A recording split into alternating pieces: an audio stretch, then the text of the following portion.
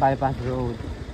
So di tawi ni dinalungan nila. Dito ang ano niya.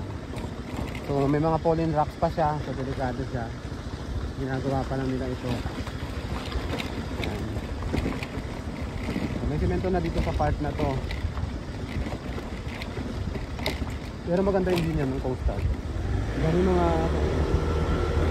black formation. Pwede pag-stay. Mga nagpipikit yung dito. So itong part na to sinuntahan na.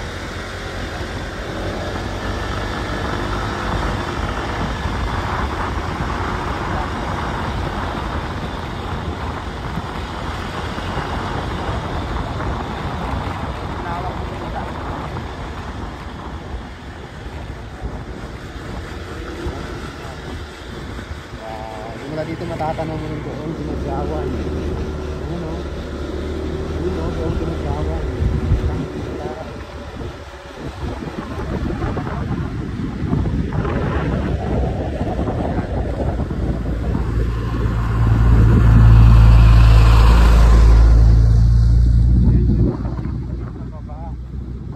May banana boat din, ayun o.